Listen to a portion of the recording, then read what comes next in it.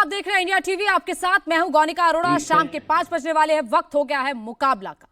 मुस्लिम महिला को तलाक के बाद गुजारा भत्ता को लेकर मुस्लिम पर्सनल लॉ बोर्ड ने अपना स्टैंड साफ कर दिया है कि वो सुप्रीम कोर्ट का फैसला नहीं मानेंगे। फैसले को रोल बैक करने के लिए उनकी लीगल टीम से काम कर रही है। मुस्लिम पर्सनल लॉ बोर्ड का कहना है कि यह फैसला औरतों के हक के खिलाफ तो है ही, इसके साथ ही शरीयत के भी खिलाफ है। बोर्ड ने अब्दुल समद के केस को शाबानो केस की रेप्लिका बताया, जो शरीयत के खिलाफ है। उनका कहना है कि मुसलमान शरीयत के खिलाफ नहीं जा सकता। तो अब सवाल उठता है कि देश संविधान से चलेगा या शरीयत से?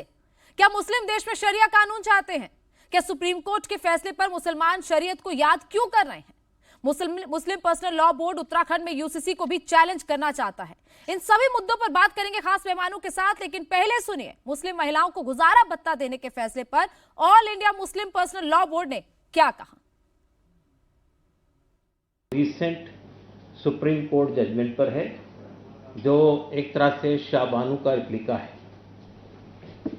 इसके सिलसिले में बोर्ड ने पहली बात तो ये कही कि ये फैसला जो है सुप्रीम कोर्ट का इस्लामी कानून यानी कानून शरीयत, जो कि हिंदुस्तान में शरीयत एप्लीकेशन एक्ट के नाम से जाना जाता है, जो शरिया के कानून पर बेस्ड है, ये उससे कन्फ्लिक्ट करता है, उससे मुतसादिम है। जाहिर है कि हम ये बात इससे पहले भी कहते रहे हैं कि मुसलमान जो है वो शरीयत का पाबंद है और वो कोई ऐसी बात नहीं कर सकता है जो शरीयत से कन्फ्लिक्ट करती हो। हमारा मानना ये है कि अगर आप रिश्तों पे, शादी ब्याह के मामलों पे गौर करेंगे तो आप महसूस करेंगे ये in the interest of women नहीं है, बल्कि हम महसूस करते हैं कि औरतों के लिए ये एक मुसीबत बन जाएगा फैसला। वर्किंग कमेटी ने प्रेसिडेंट ऑफ बोर्ड को ये अथॉरिटी दी है कि वो लीगल कमेटी से कंसल्ट करके इस कानून को, इस फैसले को कैसे रोल बैक किया जा सकता है, इस पर काम करें। तो मुस्लिम पर्सनल लॉ बोर्ड ने अपना स्टैंड क्लियर कर दिया है। इसी पर चर्चा शुरू करेंगे। हमारे साथ तमाम मेहमान जुड़ चुके हैं। तुहिन सिन्हा मुंबई से बीजेपी के प्रवक्ता हमारे साथ जुड़ चुके हैं। इसके अलावा मुफ्ती वजाहत कासमी हमारे साथ मुस्लिम राष्ट्र मंच से जुड़ चुके हैं। साथ ही साथ अंबर जैदी कुछ ही देर में हमारे साथ जुड़ेंगी। इसके अलावा Hafiz Noor Ahmad Azhari, president Muslim personal law board of India, वो हमारे साथ जुड़े हुए हैं। साथ ही साथ दानिश कुरैशी AIMIM के प्रवक्ता हमारे साथ जुड़े हैं। Yasmeen Farooqui, general secretary of SDPI, वो हमारे साथ जुड़ चुके हैं। तमाम मेहमानों का बहुत बहुत स्वागत है। सबसे पहले मैं आपके साथ शुरुआत करना चाहूंगी, हमारे साथ all India Muslim personal law board से जुड़े हैं, कि सर ये बताइए क्या दिक्कत है इस गुजारा भत्ता में?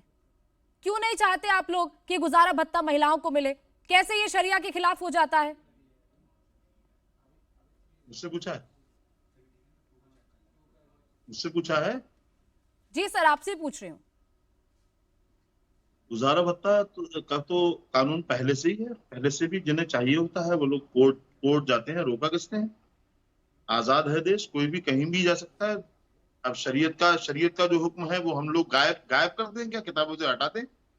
शरीयत का जो हुक्म है, शरीयत का हुक्म ना सुना है अपनी अवाम को? उलमा का काम है अपनी कौम को अपने मजहब की बातें बताना, जो देश ने आजादी दी है, देश के जो हमें संवैधानिक अधिकार है, उससे हमें रोकने की क्यों वही कोशिश की जा रही है? नरेंद्र मोदी जी देश के वजीर आजम है, देश के मुसलमानों के मुफ्ती नहीं है।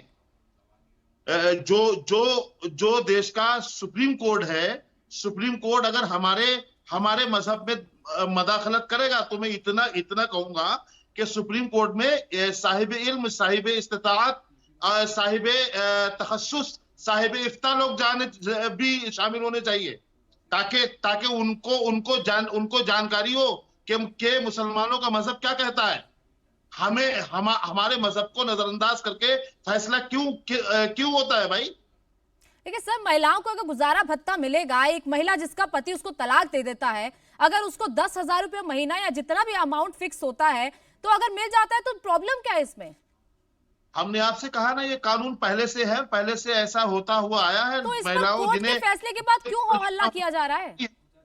लेकिन क्या हम अपने मजहब की बात बताएं ना? आप बताएं ना हमें। आप ऐसा आप कानून ले आए कि उलमा जबान अपनी कर ले, बंद कर ले, कमरों में बैठ जाए, हुजरों में कैद हो जाए। ऐसा भी एक कानून सुप्रीम कोर्ट को और सदन में ये पास करवा देना चाहिए। मान लेंगे उसे भी हम। ये तो जबरदस्ती आप अपनी राय हम पर थोप रहे हैं। आप लोग क्यों थोप रहे हैं भाई? हमारा मजहब हमें जिस चीज की इजाजत देता है और देश के संविधान ने भी कहा है कि देश में रहने वाले हर शख्स को अपने मजहब के दायरे में रह करके कार्यगुजारी करने का पूरा अधिकार है। कहाँ गए आप वो? हम अगर संविधान की बात करें तो गलत है। आप बता संविधान के नाम से हमें आप परेशान करें तो ये सही है? ठीक है सर, आपके ही धर्म की तो महिलाएं हैं, अगर वो अपने पति से पैसा ले लेगी गुजारा भत्ते का तो क्या प्रॉब्लम है आप लोगों को? अरे साहब, जब तलाक हो गई है, तलाक के बाद में इद्दत हो गई है, महर इज्जत दे तो सर दिया। 3 महीने की होती है। 3 महीने में क्या होता है? उस महिला को तो पूरी जिंदगी बितानी है। मेरी आप सुन तो ले, बात तो आप सुन ले, बात सुन ले आपकी। मतलब मैं ये नहीं, एक 2 3 4 महीने की बात नहीं है यहाँ पे बात ये है कि उनका समझौता हो गया है। भाई तलाक हो गई तो महर दे दिया है तो समझौता हो गया है। जब समझौता होने के बाद भी, इद्दत होने के बाद भी जब वो बीवी नहीं रही है उनकी, तो वो गुजारा भत्ता क्यों लेगी उनसे भाई? ठीक है, आपने अपनी बात रख दी। अब जो महिला हमारे साथ जुड़ी है यास्मीन फारूकी जी, यास्मीन जी आप क्या मानती हैं इस पर एसडीपीआई क्या चाहता है? क्योंकि जिस तरीके से all India Muslim personal law board ने ये साफ कि आप 1986 वाले कानून के तहत भी जा सकते हैं जो राजीव गांधी की सरकार लेकर आई थी, और जो सुप्रीम कोर्ट ने फैसला दिया है आप उसके अकॉर्डिंग भी जा सकते हैं। ये तो उस महिला पे डिपेंड करता है ना, आप खुद एक महिला है। नहीं तो मैं यही तो बार बार कहती हूँ कि 2001 से सारी मुस्लिम महिलाएं कोर्ट जा रही हैं, जो भी जाना चाहती है। देखिए हमारे यहाँ देश संविधान से चलता है और हर आदमी की अपनी मर्जी है कि कोई कोर्ट जाना चाहता है, कोई नहीं जाना चाहता। आफ्टर मैरिज कुछ औरतें शादी कर लेती हैं, उनको गुजारे भत्ते की ज़रूरत नहीं होती, और कुछ ख्वातीन ऐसी होती हैं जो कोर्ट जाती हैं। 2000 आपकी मालूमात के लिए मैं ये बात बता दूं कि 2001 से हर मुस्लिम महिला को जो कि कोर्ट जाती है अपने गुजारा भत्ते के लिए, उसको मेंटेनेंस मिल रहा है। 2001 से मिल रहा है, ये कोई नई बात तो नहीं है। इसलिए मुझे इस बात पे जो इतना हल्ला हो रहा है वो मेरी बात ही समझ में नहीं आ रही है। ठीक है, एक आदमी कोर्ट चला गया, उसमें एक डिसीजन आ गया, नहीं तो आपको मैं ये बता दूं कि 2001 से जो महिला मुस्लिम आफ्टर डिवोर्स कोर्ट जाती है उसे मेंटेनेंस मिल रहा है, 2001 से मिल रहा है। आज कोई नई बात तो है नहीं, बिल्कुल मिल रहा है। लेकिन तो उसी पर all India Muslim personal law board बार बार सवाल उठा रहा है, ये कह रहा है कि हम कोर्ट में जाकर चैलेंज करेंगे। अंबर जैदी, क्योंकि महिलाओं की बात, क्या बोलने का हक नहीं है? क्या मुस्लिम पर्सनल लॉ को बोलने का हक नहीं है? बिल्कुल बोलने का हक है, लेकिन क्या महिलाओं के पक्ष में बोलने का हक नहीं है? अगर महिला के लिए कुछ हो रहा है, आप तो खुद एक महिला मैडम, आप तो खुद एक महिला। सुनिए, तो हो रहा है तो चल रहा है ना ऑलरेडी। जब संथाना का मामला आता है और जब संथाना के मामले पे कोर्ट में केस जाता है तो वो पलट जाता है, तो कोई दोबारा ना तो इस पे डिबेट होती है, ना कोई बात होती है, ना कोई इस चीज़ के ऊपर डिबेट करता है कि भाई संथाना को पहले रिट लगी कि साहब इसको पे रोक लगना चाहिए, ये खुदकुशी है। उसके बाद सुप्रीम कोर्ट उसे कह देता है कि नहीं ठीक है भाई, ये तो उनका मजहबी मामला है, हम क्यों। हाँ, कोई एक मुसलमान ने भी एतराज़ किया इस बात पे? नहीं किया। अगर चेन्नई में, मद्रास में जो वो एक गेम होता है जिसमें कि वो सांड के साथ खेला जाता है, जिसमें वो सब जानवर जख्मी होते हैं, उसमें कोर्ट केस चलता है, उस पर मनादी होती है कि नहीं वो जानवरों की जिंदगी का सवाल होता है। सुप्रीम कोर्ट कह देता है कि नहीं वो कस्टम्स में आता है। कोई मुसलमान हल्ला नहीं करता, कोई डिबेट नहीं करता बैठ के। मेरी ये समझ में आज तक नहीं आया। आप जल्लीकट्टू की बात कर रही हैं, उस पे भी डिबेट होती है जी, हर मुद्दे पर डिबेट होती है। आप ये मत कहिए कि उस पे बात नहीं होती है, लेकिन केस तो होती है, लेकिन कोर्ट आ गया ना डिसीजन, बात खत्म। बोलने का हक सबको है अगर वो लोग बोल रहे हैं। लेकिन 2001 से, ये तो आप मानिए ना, लेकिन शायद लोगों को पता नहीं है कि 2001 से महिलाओं को मिल रहा है गुजारा भत्ता।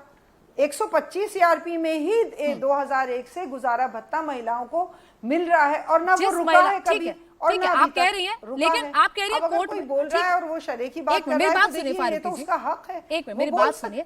2012 में शादी हुई थी जिस शख्स की, जो ये पूरा जिस मामले को लेकर सुप्रीम कोर्ट पे फैसला आया है, 2017 में तलाक होता है, उसके बाद 2024 है आज। वो महिला इतने साल लड़ाई लड़ी है, उसको गुजारा भत्ता नहीं मिला है। क्या करेगी एक महिला कोर्ट जाकर भी? तो महिला इतने साल का इंतजार करना पड़ रहा है उसको। आप बात सुनिए, आप केस थोड़ी क्लियरिटी करिए केस को। मैं आपको क्लियर बताऊं, वो औरत नहीं लड़ी है कोर्ट से, उसका 20,000 गुजारा भत्ता बना है। वो आदमी हाई कोर्ट गया है आदमी कि मुझे नहीं देना है, वो आदमी हाई कोर्ट से हारा है, वो आदमी सुप्रीम कोर्ट गया है। औरत, देखिए किसी भी केस में, एक ये इस महिला के ही मामला नहीं है, कोई भी क्रिमिनल मैटर हो या कुछ भी हो, 22-24 साल तक लग जाते हैं। तो ये तो एक, ये अगर कार्रवाई है तो ये कोर्ट कार्रवाई है। मासिक मुआवजा लेने के लिए 2017 से 2024 तक की लड़ाई लड़नी पड़ती है। मैटर्स में लड़ाई, एक मासिक मुआवजा गुजारा भत्ता लेने के लिए 2017 से 2024 की लड़ाई है। आप खुद एक महिला, आप तो दर्द समझ सकती हैं। अंबर जैदी जी, आदमी, अरे तो ये तो ठीक है, बाकी मेहमान भी मैं उनको भी जरा शरीक कर, ठीक है, कि ये कोर्ट मैटर्स हैं और कोर्ट मैटर्स डिलेइंग हैं, उसमें इतने डिले होते हैं कोर्ट में केसेस, आप पेंडिंग केसेस देखिए, बड़ी आसानी से आप कह देते हैं कि कोर्ट मैटर है, कोर्ट में तो मामले चलते रहते हैं। अंबर जैदी, क्योंकि महिलाओं के हक की बात है, बार बार महिलाओं को क्यों कोर्ट जाना पड़े? कोर्ट ने इसीलिए तो क्लैरिटी दे दी ना कि सीआरपीसी 125 के तहत आप जा सकते हैं, आप सीधे एप्लीकेशन दे सकते हैं जी। इतनी लंबी लड़ाई तो नहीं लड़नी पड़ेगी महिलाओं को। फिर भी दिक्कत हो रही है all India Muslim personal law board को। पहले कब लड़ी उन्होंने? जी बिल्कुल, और मेरे गुनिका उनकी पूरी प्रेस कॉन्फ्रेंस देखी जिसमें उन्होंने एक एक पॉइंट पे बात की। आर्टिकल 25 से शुरुआत होती है, जितने भी मुस्लिम लीडरशिप है, इदारे हैं, all India Muslim personal law board की बात करें, AMIM की बात करें, सब आर्टिकल 25 का हवाला देते हैं। लेकिन मैं उससे पहले आती हूँ, जो शरिया एक्ट है 1931। शरिया एक्ट एक पन्ने का एक्ट है जिसमें कुछ भी डिफाइन नहीं है। जो ये लोग कहते हैं कि शरीयत से चलेगा, शरीयत से चलेगा, और अभी ये अध्यक्ष बैठे में हाफिज नूर अजहरी साहब पिछले चैनल पे मेरे साथ बोल रहे थे कि हमारे हाफिज साहब को जज के साथ बिठाया जाए, जो मुफ्ती साहब है, वो डिसाइड करेंगे कि कौन से हमारे समाज के केसेस में। आप एक बात बताइए कि ये हमारे देश में दारुल इफ्ता, दारुल क़ज़ा की बात करते हैं, एक पैरेलल जुडिशियल सिस्टम चलाने की बात करते हैं, और all India Muslim personal law board, जब मैं ट्रिपल तलाक पे काम करती तब भी ये लोग एक पैरेलल जुडिशियल सिस्टम चला रहे हैं। आजाद भारत में असंवैधानिक ये कृत्य करते हैं और इनसे कोई सवाल ना किया जाए। सबसे पहले तो इनसे पूछिए कि वो कौन सा पर्सनल लॉ है जिससे ये डिसाइड करेंगे कि महिलाओं को गुजारा भत्ता मिलेगा, नहीं मिलेगा और क्या मिलेगा। वो कानून, वो पर्सनल लॉ जो कोडिफाइड नहीं है, जिसकी कोई दायरा कानून नहीं है। हम महिलाओं के अधिकारों को, हम अपने अधिकारों को all India Muslim personal law board और AMIM जैसे लुटेरी ऑर्गेनाइजेशंस को दे दे। क्यों होते हैं भाई? हमारी अधिकारों की सुरक्षा हमारा संविधान करता है, और हमें गुजारा भत्ता चाहिए या किसी को कोई अधिकार चाहिए तो वो कोर्ट डिसाइड करेगा। एक मौलाना, मुफ्ती या कोई भी एक मुस्लिम इदारा नहीं होता है। आजाद भारत में जितनी गुनिका इस देश की नागरिक है, उतनी अंबर जैदी और उतनी यास्मीन फारूकी जी है। तो जब संविधान हमारे अधिकारों को समान सुनिश्चित करता है तो भाई साहब कौन आ जाते हैं उसके विरोध में चलकर पहुंचने वाले? Court. All India Muslim personal law board court जाए, मदनी साहब जाए या ओवैसी साहब जाए, देश संविधान से चलेगा। और जो आज से 40 साल पहले हुआ वो आज 2024 में रिपीट नहीं होने देंगे। अगर आप लाखों की संख्या में इंडिया गेट पर पहुंचने की ताकत रखते हैं तो हम भी लाखों की संख्या में इंडिया गेट और चक्के जाम, शाहीन बाग जैसे चक्के जाम करने की ताकत रखते हैं, क्योंकि बहुत हो गया आपकी मनमानी। आज 2024 में आप महिलाओं के विरोध में खड़े, बजाय इसके कि आप लॉ को कोडिफाइड करते, आप UCC की डिमांड करते, आप महिलाओं के अधिकार के विरोध में कोर्ट जाने की बात करते। थोड़ी शर्म कर लीजिए जी।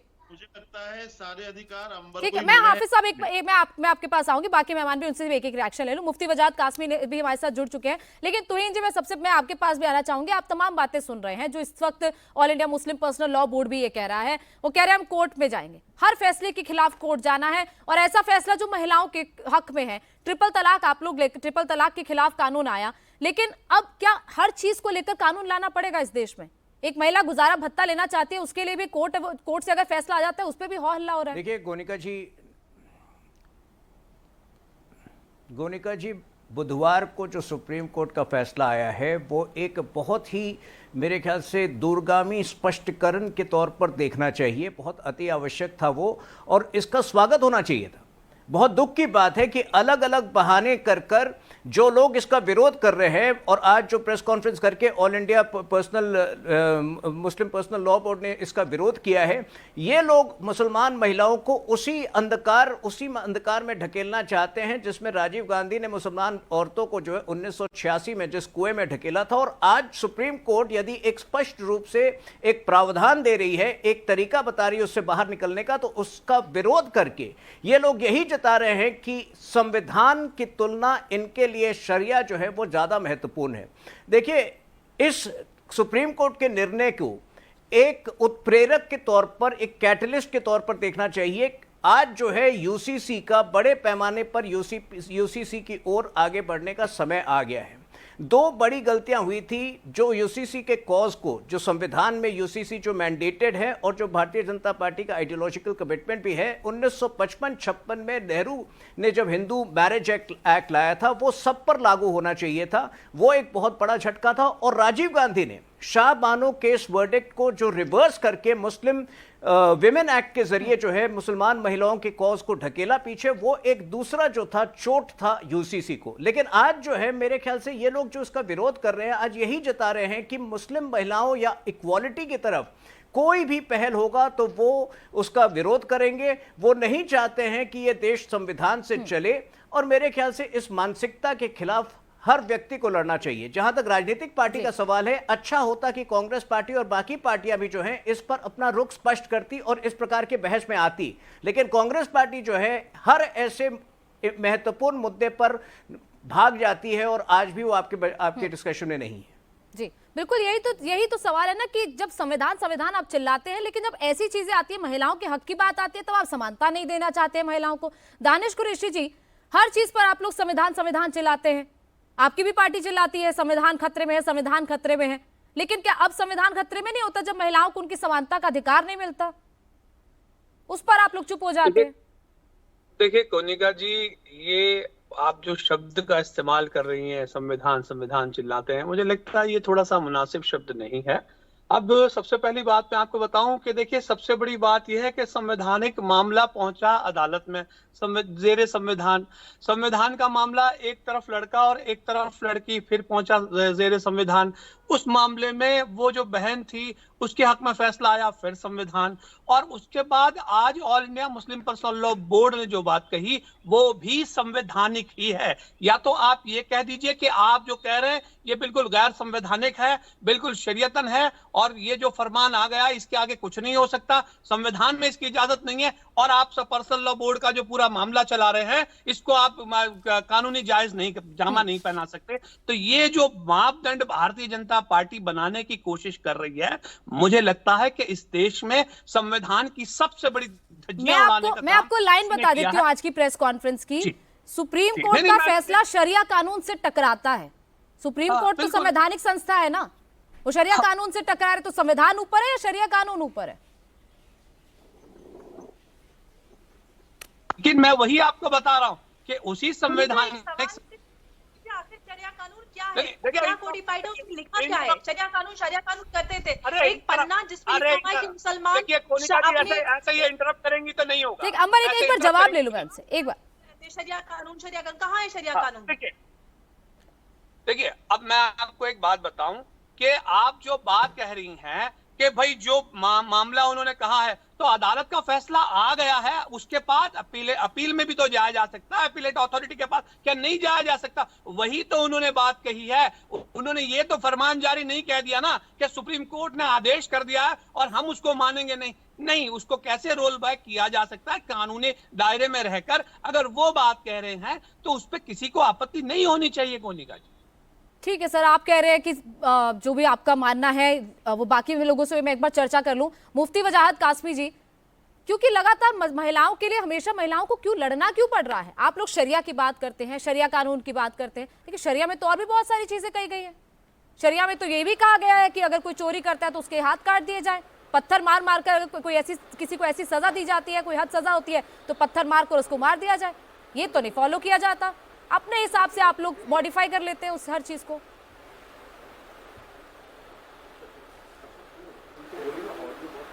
दरअसल बात यह है कि हमारा मुल्क जो है वो बहुत सेकुलर डेमोक्रेसी है। यहाँ पर देश का संविधान है, देश कानून से चलता है। हमारे यहाँ सारे मज़ाहिब का ख्याल करते हुए कवानीन बनाए गए हैं, तो यहाँ शरिया एक्ट वैसे भी लागू नहीं है इस देश में। मुस्लिम पर्सनल लॉ बोर्ड की पूरी प्रेस कॉन्फ्रेंस तो मैं नहीं देख सका किसी मसरूफियत की वजह से, लेकिन कुछ देखा है मैंने। सुप्रीम कोर्ट का फैसला, अब महिलाओं के हालात पर हमें थोड़ी पहले चर्चा कर लेनी चाहिए। जो महिलाएं हमारी तलाक याफ्ता हैं या वो मुकदमात से गुजर रही हैं, उनकी सिचुएशन मुझसे ज़्यादा दानिश कुरैशी जानते हैं, क्योंकि वो भी सामाजिक आदमी हैं, पढ़े लिखे आदमी हैं। और जितने मेरे पैनलिस्ट भाई हैं सभी जानते हैं, ये ईमानदाराना बात हमें आपस में कर लेनी चाहिए कि हमारी माएँ बहनें, वो हमारी औरतें किस कदर परेशान अदालतों में और किस कदर वो भाग दौड़ रही होती हैं छोटे छोटे बच्चों को लेकर के। और शौहर सिर्फ वो इसलिए बेफिक्र होता है कि वकील ने उसको बता दिया है कि तेरा कुछ नहीं कर पाएगी, अदालत के ऐसे ही धक्के खाती रहेगी। तो ये महिला को भत्ता गुजारा मिलना मैं चाहता हूँ कि अव्वल दिन से होना चाहिए था ये, कि महिला का झगड़ा शुरू हुआ या महिला तलाक का केस लड़ रही है या महिला किसी पीड़िता है किसी भी शक्ल में, तो उसको उसके गुजारे के लिए, उसके बच्चे के गुजारे के लिए अच्छा शौहर का शरीय एतबार से जब तक वो उसके निकाह में है तो नानो नफका है, यहाँ तक कि जब तक वो इद्दत करती है जब भी नानो नफका शौहर के ऊपर है। और जब केस लड़ रही है वो या इस तरह के हालात से वो गुजर रही है तो फिर उसका नानो नफका कौन बर्दाश्त करेगा। मुस्लिम पर्सनल लॉ बोर्ड ने आज तक क्या इस मुल्क की करोड़ों महिलाओं को, जो मेरी मुसलमान बहनें हैं, कभी उनको बताया कि बेटा तुम्हारे लिए हमने ये संगठन तैयार किया है और ये संगठन तुम्हारे बच्चों की तालीम, जो तुम तलाक याफ्ता महिलाएं हो, जो तुम बेवा महिलाएं हो, तुम्हारे ये संगठन तुम्हारे बच्चों को पढ़ाएगा, तुम्हारा ख्याल रखेगा। सिर्फ प्रेस कॉन्फ्रेंस के अलावा अगर मुस्लिम पर्सनल लॉ बोर्ड ने इस देश के मुसलमानों को कुछ दिया है तो मेरे पैनलिस्ट भाई बैठे हुए हैं वो बता दें कि मुस्लिम पर्सनल लॉ बोर्ड ने ये दिया है। हजारों महिलाएं हैं, आप मेरे साथ अदालतों में चलिए, मेरे साथ महिला थानों में चलिए, वो मेरी तो माँ बहनें हैं, वो हमारी तो बच्चियां हैं, वो कोई गैर की बच्चियां नहीं हैं। आप अगर सरकार उनके लिए या सुप्रीम कोर्ट कोई आदेश उनके लिए ला रहा है तो हमें उस पर बजाय विरोध करने के संजीदगी से गौर करना चाहिए और गौर करके हम इस नतीजे पर पहुंचे कि हमें इसका क्या नफा है, क्या नुकसान है। महिला तो हर तरीके से एक कमजोर पहलू है। आप बच्चे को, अच्छा मैंने देखा है मेरी बहन कि आप मर्द बच्चे छोड़कर एक तरफ हो जाता है, लेकिन वो महिला किसी भी हाल में, चाहे वो दूसरे के घरों में काम करके गुजारा करे, वो बच्चे छोड़ना नहीं चाहती है। माँ की ममता उसके साथ जुड़ी हुई है। आप हर तरह से उसको मजबूर कर रहे हैं। गुजारा भत्ता आप नहीं देंगे, खर्चा आप नहीं देंगे, अपने घर में उसको नहीं रखेंगे, दूसरे के घर में उसको नहीं रहने देंगे, 10-10 साल तक वो तलाक के केस लड़ती रहेगी। अल्लाह के वास्ते ऐसे जुल्म तो मत करो। न शरीयत ऐसा जुल्म करने को कहती है, न इस्लाम कहता है, न किसी मुसलमान को ऐसा करना चाहिए। मेरे ख्याल मुस्लिम पर्सनल लॉ बोर्ड को बहुत हो चुकी है ये दीन की आड़ में बदमाशी। मेरा ख्याल ये सब छोड़ करके उनको संजीदगी से गौर करना चाहिए कि हमारी माँ बहनों के हक में क्या है। जब ट्रिपल तलाक का मसला था तब भी सरकार के सामने मुस्लिम पर्सनल लॉ बोर्ड ऐसे ही आकर के खड़ा हो गया था। एक दिन भी गौर नहीं किया कि हर दिन लाखों औरतों को कभी गुस्से में, कभी नशे में, कभी मारा पीटी में, कभी लड़ाइयों में तलाकें हो रही हैं। हम उस पर जो है कोई प्रोग्राम चलाएं, हमारी माँ बहनों के हक में कुछ करें, कभी नहीं सोचा। बस वो अब आकर के प्रेस कॉन्फ्रेंस, उनका जब भी प्रेस कॉन्फ्रेंस थी, आज भी प्रेस कॉन्फ्रेंस है। प्रेस कॉन्फ्रेंस आप लोग करते हैं, महिलाओं के लिए आप कुछ नहीं करते हैं क्या? कोई संगठन बनाया क्या महिलाओं के लिए? आप लोगों ने कोई ऐसा मंच बनाया? मुस्लिम पर्सनल लॉ बोर्ड का ऑफिस दिल्ली में है, दिल्ली ITO पर है, क्या कुछ किया आप लोगों ने वहां पर? आप लोगों ने क्या कोई ऐसा काउंटर बनाया महिलाओं के लिए कि वो महिला वहां पर आए, वहां पर आकर आप लोगों के सामने अपनी बात रखे? देखिए, बड़ी देर से मैं सुन रहा हूं, अंबर ने मुस्लिम पर्सनल लॉ बोर्ड को और AIMIM को लुटेरी कह दिया, लुटेरी पार्टी, लुटेरी टीम। और हमारे मौलाना वजाहत कासमी साहब ने बड़े अच्छे अंदाज में जो उन्हें कहना था वो उन्होंने भी कह लिया। अपनी अपनी राय है, अपने अपने सोचने के तरीके हैं। Muslim personal law board of India देश का हिस्सा है और देश की क्या उसको संवैधानिक अधिकार है अपनी बात रखने का। शरीयत कोई भी मैं नहीं बोला, सुन लो मुझे आप। अपनी बात रखने का बांग्लादेशी है क्या मौलाना साहब? ये सारी महिलाएं जो है मुसलमान महिलाएं, ये सब बांग्लादेशी हैं। कासमी साहब सुन रहे, कासमी साहब 370 का भी हमने विरोध किया, सुनाइए 370 का भी हमने विरोध किया था, 3 तलाक का भी हमने विरोध किया था। आपने हमारे विरोध को विरोध तो नहीं समझा, आपने उसको माना तो नहीं। आप कानून लेके आ गए तो आप कानून लाते रहिए, बनाते रहिए। जिसका विरोध करना होगा हम विरोध करेंगे और डंकी को करेंगे। रही बात इसकी कौन लुटेरा है, कौन बदमाशी कर रहा है, ये सब नजर आ रहा है। नरेंद्र मोदी जी, फिर कह रहा हूं, नरेंद्र मोदी जी देश के मुसलमानों के मुफ्ती नहीं है, देश के वजीर आजम है। और यकीन देश की अदालतों में इसका जवाब सर आप है ना देश के मुसलमानों के लिए, तो आप क्या कर रहे हैं? वही तो पूछ रही हूँ। मुस्लिम महिलाओं के लिए आप क्या कर रहे हैं? सारे मसाइल वही तो मैंने भी पूछा है। हाफिज जी, चिल्लाने से कुछ नहीं होगा। वही पूछा है कि मुस्लिम एक मिनट, पर्सनल अंबर, लॉ एक बोर्ड ने मिनट, हमारी कासमी माँ जी। बहनों के लिए क्या किया, वही पूछ रहा हूँ। एक मिनट अंबर, एक मिनट रुक जाइए। चिल्ला रहे हैं, ठीक है, आप आवाज हमारी दबाइए ना, दबा तो रहे आवाज। किसी की आवाज नहीं दब रही है। आवाज जारी, कोई नहीं दबा रहे आपकी। हाफिज जी, सीधा सीधा वाह, सवाल है, आप सिक्योरिटी मुसलमानों पर के बैठे लिए हो, काम करते हैं ना, तो कह रहे हो आवाज आपकी दबाई जा संस्था रही है। काम करती है, तो मुस्लिम महिलाओं के लिए क्या कर रहे हैं आप? विश्व हिंदू परिषद ये और मुस्लिम आरएसएस का बदमाश नहीं लगती है आपको। महिलाओं के विरोध में कोर्ट में जाना, उनको अपनी एफएम में कहना कि कितने औरतें नाम खेल से खेल अपनी रहा है, आने की मतलब देश को होती है। हिंदू और मुसलमानों में बांट रहा है। महिला नहीं आप के लिए नहीं कोर्ट बता सकते, नहीं आप कह सकते। विरोध पहुंच जाते, ये इनका काम है, और इसी से देखिए, इनको पहचान मिलती है, और इसी से इनको 370 का एक्जिस्टेंस इनकी किया। बनी हुई है। अंबर जी एक मिनट रुक जाइए। देखिए ऑडियो कट रहा है, जब आप दोनों बोल रहे हैं तो ऑडियो कट रहा है, किसी एक की भी आवाज नहीं सुन रही है। एक मिनट रुक जाइए अंबर। बताइए क्यों नहीं आप बता रहे? आपने दो बार नोटबंदी की देश में, उससे देशवासियों को अरे क्या सर, फायदा हुआ? कहाँ के मुद्दे आप कहाँ लेकर जा रहे हैं? आप कहाँ के मुद्दे कहाँ लेकर? मैंने आपसे सीधा सवाल पूछा, आपने महिलाओं के लिए क्या किया है? कोई काउंटर बना है आपके all India Muslim personal law board के दफ्तर में? कोई काउंटर बना है महिलाओं के लिए? देखिए Muslim personal law board of India पूरी तरह से महिलाओं के मसाइल पर लड़ती है, लड़ेगी, और जो आजाद रहना चाहती है वो रहे। उसके विरोध किसने कहा? किसने आपको किसी पर इस्लाम थोपा नहीं जाता है। इस्लाम की बातें बताने का काम उलमा का है। अल उलमा वरसतुल अंबिया, उलमा अंबिया के बारे में मैं आपसे इस्लामी सीधी बात ने की। ठीक है, आप बहस इस्लाम करना की चाहता ठीक है हूँ। अंबर, आप दुनिया देख ठीक है, रही अब अंबर आप 2 मिनट आप मुझसे बहस कर लो ये एक अलग है, कि इस्लाम लेकिन शादी कहाँ और क्या में कह रहा है। कासमी जी, एक मिनट रुक जाइए, एक मिनट रुक जाइए कासमी जी। सुनिश्चित करे, ये कोई मुफ्ती all India Muslim personal law board सुनिश्चित नहीं करेगा। अधिकारों की सुरक्षा उसकी जिम्मेदारी स्टेट की होती है, आपकी नहीं है, ना ही किसी all India Muslim personal law board की है। तो आप ये अपनी बेवजह का ज्ञान देना बंद कीजिए और अपने पास रखिए अपना ज्ञान। हिंदू परिषद ठीक है। बजरंग दल ही करेंगे कब में, बाकी जितनी मुस्लिम सर, आप अपनी बात के अलावा सबकी बात कर दे रहे हैं, आप अपनी बात नहीं रख रहे हैं। यास्मीन जी, ठीक है ठीक है हाफिज जी, ठीक है, सुन ली मैंने आपकी बात। ठीक है एक मिनट रुक जाइए ना। उस पर जबानें नहीं खुल रही हैं, उस पर कोई बोलने को तैयार नहीं है।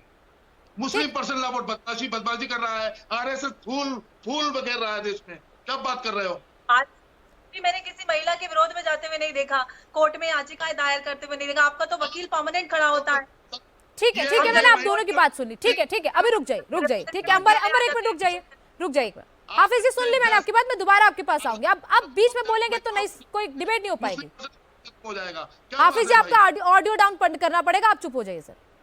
हम डरते नहीं आपसे। अच्छा ठीक है, कोई किसी से नहीं डर रहा। एक मिनट रुक जाइए, अब रुक जाइए। शौक नहीं है। अरे हाफिज साहब रुक जाइए ना, रुक जाइए। जब पूछती हूँ जवाब तो उसका आप देते नहीं है। ठीक है यास्मीन जी, आप सुन रही है बात all India Muslim personal law board की, आप भी उनके साथ खड़ी हैं, लेकिन ये देखिए वो तो जवाब तक नहीं दे पा रहे कि महिलाओं के लिए क्या कर रहे हैं, क्या नहीं कर रहे हैं। कोई वुमेन हेल्प डेस्क नहीं, महिलाओं के हक के लिए तो कभी ये कोर्ट जाते नहीं, खिलाफ में जा रहे हैं।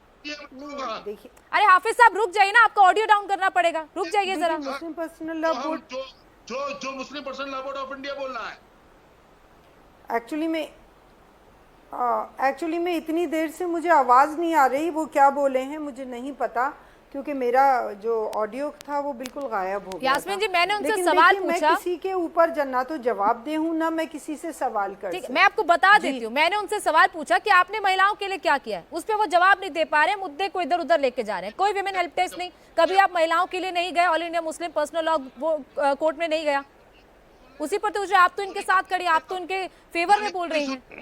देखिए गलत बात को फैला रही हो आप। मेरी बात सुनिए, मैं उनका अपना जाती मसला है, मैं किसी के मेरी एक आदत है, देखिए मैं कोई क्या बोल रहा है ये उसका जाती मामला है, जाती उसकी बात है, मैं उसके अंदर कौन होती हूँ कोई भी बात कहने वाली।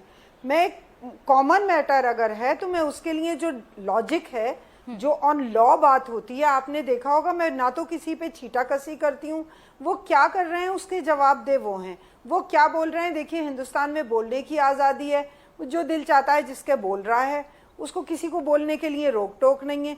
तो वो क्या कर रहे हैं क्या नहीं कर रहे हैं वो किसी को जवाब दे नहीं है।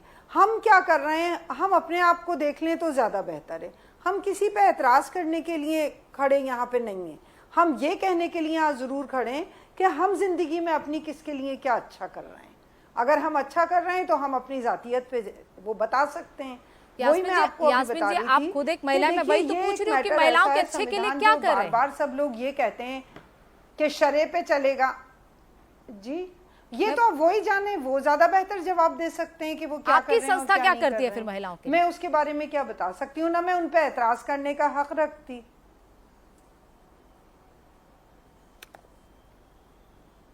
मैं मेरे से अपने आप से पूछूं ना कि मैं क्या कर रही हूँ अपनी महिलाओं के लिए, तो एक अलग बात है। वो क्या कर रहे हैं उससे मुझे कोई मतलब नहीं।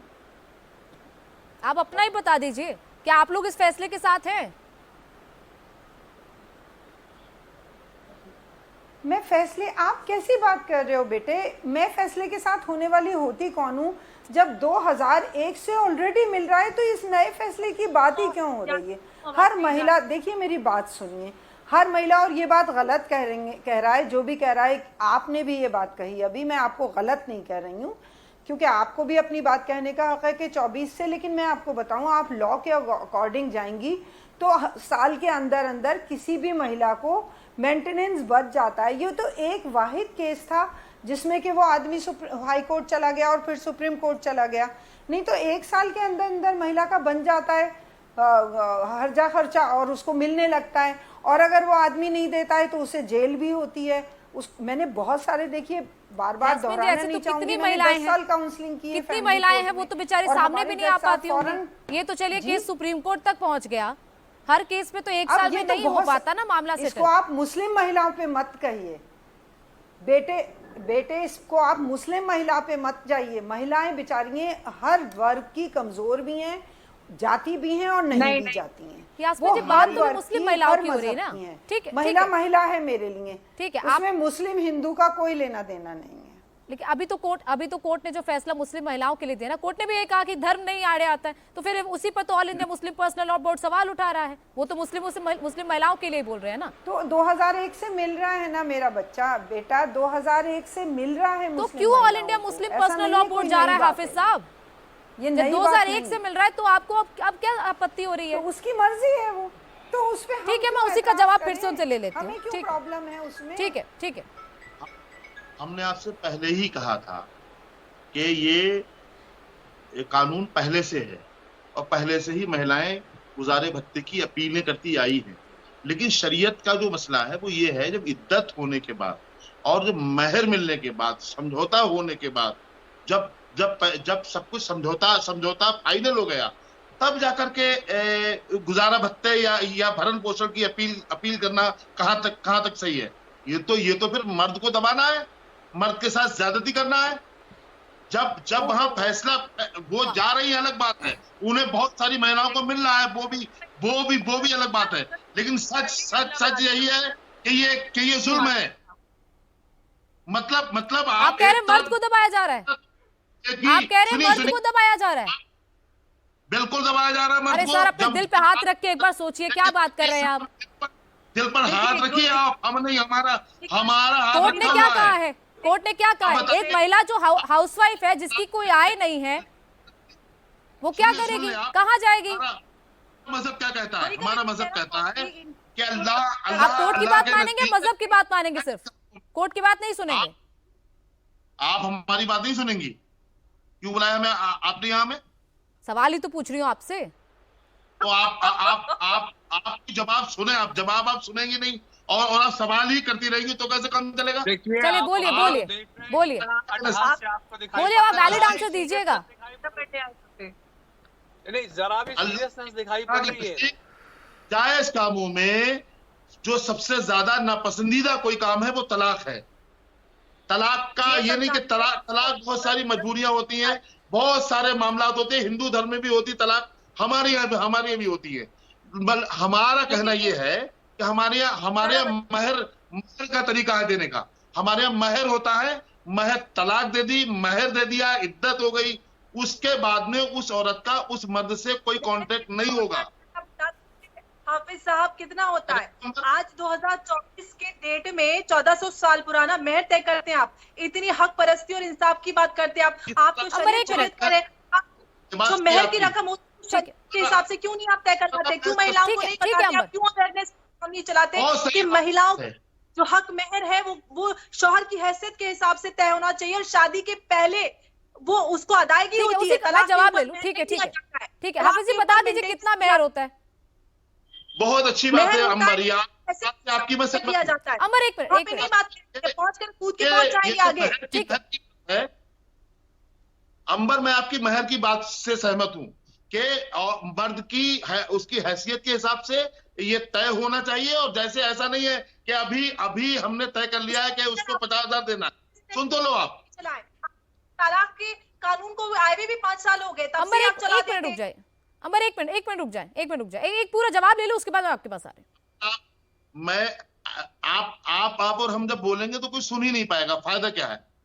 हम आपसे ये कहना चाहते हैं कि जो तलाक जो ये महर का मसला है जो आपने उठाया है अभी, इससे मैं आपकी बात से सहमत हूं कि जिस तरह से महर देने का तरीका है ये तरीका सही नहीं है, इसमें बदलाव लाने की जरूरत है।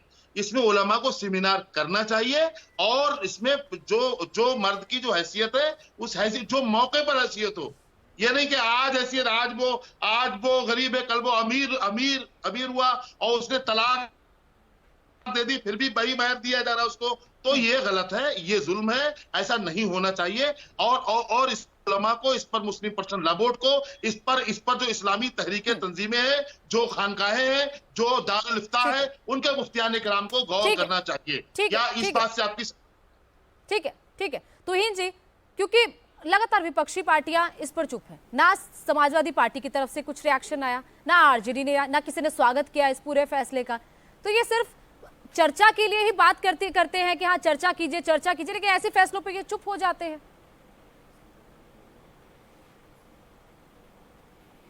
नहीं बिल्कुल, देखिए अभी भी जो आपके पैनल पे भी जो लोग विरोध कर रहे हैं, मैं हैरान हूं उनके तर्कों पर। कोई कह रहा है कि ये पुरुषों के विरुद्ध है, तो कोई कह रहा है कि 2001 से ये लागू था। अरे अगर 2001 से भी लागू था तो यदि एक स्पष्टीकरण आ रहा है तो आपको तो स्वागत करना चाहिए उसका। जहां तक राजनीतिक पार्टियों का सवाल है, ये राजनीतिक पार्टियां विशेष तौर पर कांग्रेस, इनमें कोई ज्यादा फर्क नहीं है विपक्षी पार्टियों में, सब ने ट्रिपल तलाक के बैन का विरोध किया था और आज सब जो है सुप्रीम कोर्ट के फैसले पर चुप्पी साध चुके हैं, क्योंकि ये लोग भीतर से जो हैं वो रेडिकल एलिमेंट्स को सपोर्ट करते हैं। अभी मैं मौलाना जी की बात सुन रहा था, वही घिसे पिटो आरोप की भाजपा की जो सरकार है वो मुसलमान विरोधी है। अरे आप कोई भी सरकारी स्कीम देख लीजिए, इनकी आबादी 15% है, मुसलमानों की आबादी 15% है। प्रधानमंत्री आवास योजना हो जाए, जनधन योजना हो जाए, उज्ज्वला योजना हो जाए, इन सब में मुसलमानों का कवरेज 25 से 35% के बीच है। तो कहां से विरोधी हो गए? अगर हम आपकी प्रगति की बात कर रही है, अगर सुप्रीम कोर्ट मुसलमान महिलाओं की प्रगति की बात कर रही है, तो उसका स्वागत होने के बजाय ये वही कुएं में मुसलमान औरतों को ढकेलना चाहते हैं जहां राजीव गांधी ने एक समय उनको लाकर खड़ा किया था। आज देश बदल रहा है और आज हमें 2 कदम आगे बढ़ना चाहिए। असम में जो है पॉलीगैमी अर्थात बहु ब्याह पर भी चर्चा शुरू हो गई है, उसको भी कहीं ना कहीं, उस प्रथा को भी आने वाले दशकों में समाप्त करना चाहिए। ये मुझे लगता है कि ये चर्चा का विषय होना चाहिए। ठीक है दानिश जी, ठीक है। हाफिज साहब हो गया, हाफिज साहब आपकी बात सुन ली है, बीच बीच ना बोले आप। दानिश जी आप महिलाओं को कुएं में उसी में धकेलना चाहते हैं, आप चाहते ही नहीं कि वो महिलाएं बाहर आए, महिलाएं अपने हक के लिए लड़ें। क्यों महिलाओं को बार बार पीछे ढकेलने की कोशिश की जाती है? शरिया क्या कहता है महिलाओं के हक के लिए? कुछ नहीं है कि महिलाओं के लिए? देखिए तुहीन भाई जो है बहुत सारी बातें कह रहे हैं, मैं अगर बोलूंगा तो फिर उनको ऐसा लगेगा कि दानिश कुरैशी पर्सल जा रहे हैं। खैर छोड़िए, मैं तो आपको ये बताता हूँ कि दुनिया में 12 नवंबर 2022 को जो हाईएस्ट महर दुनिया में माइलस्टोन जो बना वो 66,22,45,000 रुपए महर दिया गया। अगर अंबर को ये पता नहीं है तो फिर मुझे नहीं पता कि फिर कहां से मिल रहा है। रह गई बात कि अपवाद रूप किससे भी होते रहे हैं। दूसरे नंबर की बात कि जैसा उन्होंने कहा all India Muslim personal law board के लिए, मुझे लगता है कि मेरी बहन अंबर जो है उनको इन भाषाओं का उपयोग करने की जरूरत नहीं है, वरना आपसे भी कोई पूछ लेगा कि भाई आप संघ की दलाली में कहां तक चली जाती हैं, तो हम अगर ऐसे आरोप लगाएंगे तो आप बुरा मान जाएंगी। भाषा का जरा लिहाज, सुनिए भाषा का लिहाज। नहीं, तो उन्होंने क्या कहा all India Muslim personal law board के लिए? नहीं, कोनिका बताइए, आप किसी पर पर्सनल टिप्पणी ना करें। नहीं, भाषा का लिहाज से। तो उन्होंने ऑल इंडिया, सुनिए, all India Muslim personal law board पे बोला, मतलब दानिश कुरैशी पे बोला, मतलब हजारी साहब पे बोला, मतलब यास्मीन बाजी पे बोला, ये तमाम लोगों पे बोला। मैं तो ये कहूंगा कि वजाहत साहब पर भी बोला। मैं ये कह रहा हूँ कि आपको एक सामूहिक फैसले का विरोध है तो आप करिए, लेकिन अगर all India Muslim personal law board के लिए जो भाषा का आप इस्तेमाल कर रही हैं, ये ठीक नहीं है। ठीक है, ये ठीक नहीं है ना। ठीक है कासमी जी, आपको लगा ना बुरा, कितना बुरा लग गया, कितना बुरा लग गया। ठीक है अंबर, ठीक है दानिश जी, चुप हो जाइए। ठीक है अंबर जल्दी से अपनी बात रखिए, बोलिए। देखिए, बुरा लगा जो 1931 का सरिया है जिसने इस देश का विभाजन किया, अंग्रेजों ने। दानिश जी अब हो गया आपका, सुन लिया आपकी बात मैंने।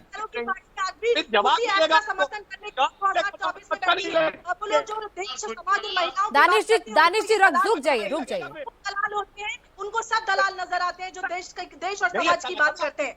तो दलाल अपनी दलालगिरी बाहर रखें तो ही अच्छा होगा। राष्ट्रीय चैनल पर और इस तरह के डिबेट्स में आप जैसे लोगों के लिए कोई जगह नहीं है। आप जाके गुंडागर्दी कीजिए हैदराबाद में, वहाँ पर आप अच्छे लगेंगे। सुनिए, आप कीजिए, हमें क्या करना पता है, आप क्या करेंगी लखनऊ में वो भी हम जानते हैं, छोड़िए हम सब जानते हैं। आप दोनों जरा भाषा की मर्यादा रखें। आप दोनों राष्ट्रीय चैनल पे बैठे हैं, आप लोग ऐसी भाषा का इस्तेमाल करते हैं। पर्सनल टिप्पणियां आप यहाँ से बाहर जाके करें, जो कर रहा है एक दूसरे पर, यहाँ नहीं करें। ठीक है, आप दोनों ठीक है, आप दोनों पर्सनली जा रहे हैं एक दूसरे पर। ठीक है कासमी जी, आपने सुनी all India Muslim personal law board की बात। लगातार ये यही कह रहे हैं कि शरिया के खिलाफ है ये पूरा फैसला, शरिया को मानते हैं, ये संविधान को नहीं मानते। ठीक है दानिश जी, हो गया। दानिश जी सुन लिया आपकी बात, हो गया आपको।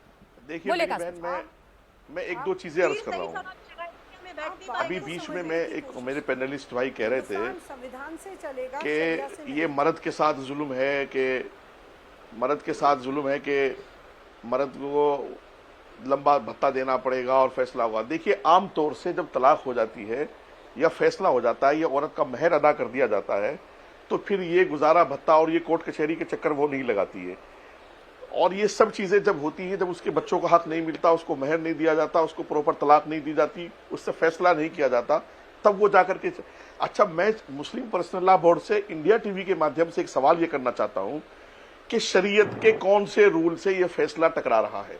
शरीयत कहाँ कहती है कि आप अपनी औरत को जब तक वो मुकदमा लड़ रही है या आप उसको तलाक नहीं दे रहे हो या उसका महर नहीं कर रहे हो, तो आप उसको गुजारा भत्ता नहीं दे सकते। शरीयत तो कहती है कि जब तक वो आपके निकाह में है, चाहे वो झगड़े में या बगैर झगड़े के है, शरीयत में तो शोहर के जिम्मे है उसका खर्चा उठाना, नानो नफका देना शरीयत में शोहर के जिम्मे है। तो इसलिए हमें जो है ना, ये सब बातें खैर बहुत अलग जा रही है डिबेट में। हम तो सिर्फ अपनी माँ बहनों को लेकर के बहुत संजीदगी से बात करना चाहते हैं। मुस्लिम पर्सनल लॉ बोर्ड से ये सवाल मेरा रहेगा और मैं चाहता हूं कि वो इंडिया टीवी पर आकर के जवाब दें कि ये शरीयत से फैसला कहां टकरा रहा है। शरीयत ये कब कहती है कि आप अपनी बीवी को गुजारा भत्ता नहीं देंगे? मेरी बहन, एक तो जुल्म ये है कि जब उनका महर बांधा जाता है तो महर में ये कोशिश होती है कि कम से कम बांधा जाए, फिर उसमें कोशिश होती है कि उनसे माफ करा लिया जाए, और फिर उनको ये है कि जब तलाक देने की बारी आए तो वो जो 5-10 हजार का महर है, यदि वो ले लो, जो सामान दिया है वो ले जाओ, उसके 10 साल, उसके 20 साल, उसके छोटे बच्चे, उनका हुकूक। कोई यार इंसाफ की बात तो करो। मुस्लिम पर्सनल लॉ वालों, उलमा हो तुम, और तुम शरीयत का नाम लेकर के बातें कर रहे हो। इंसाफ की बात करो। शरीयत कब मना करती है कि गुजारा भत्ता नहीं देना है? जब तक वो आपकी बीवी है, चाहे 20 साल तक मुकदमा चले, जब तक वो आपकी बीवी है, आप उसको तलाक नहीं दोगे, उसका नानो नफका, उसका गुजारा भत्ता आपको देना पड़ेगा। जब उसका महर दे दो, उसको तलाक दे दो, उसका शरीयत का हक दे दो, तो फिर वो आपसे गुजारा भत्ता नहीं लेगी। और आजकल ऐसा होता भी नहीं है कि सब कुछ लेने के बाद भी लोग गुजारा भत्ता लें।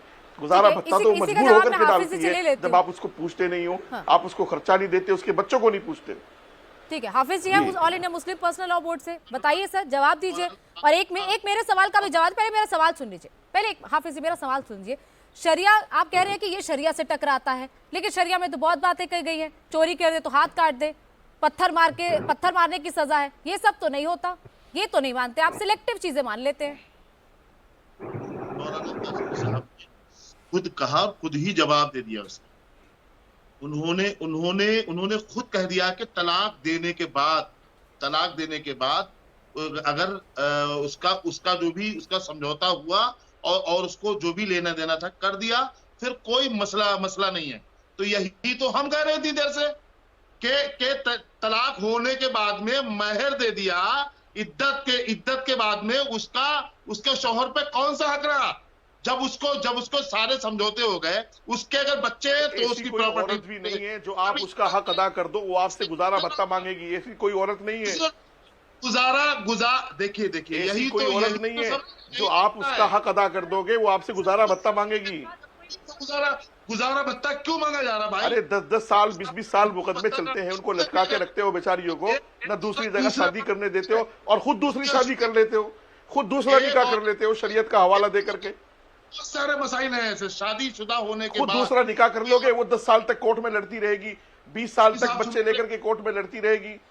और तुम्हारी शरीयत जो है वो तुम्हारे लिए जिंदा है, उसके लिए जिंदा नहीं है। सुनिए, तुम्हारी हमारी मत करिए यहाँ शरीयत। ये शरीयत है, शरीयत आपके लिए भी है, शायद ना माने आप। नहीं, गलत बात है। आप डबल बात कर रहे हो। मर्द तो निकाह करके तीसरे दिन बैठ जाता है, औरत बेचारी 20 साल तक कोर्ट में लड़ती है, तो गुजारा भत्ता क्यों नहीं देना चाहते हो आप उसको?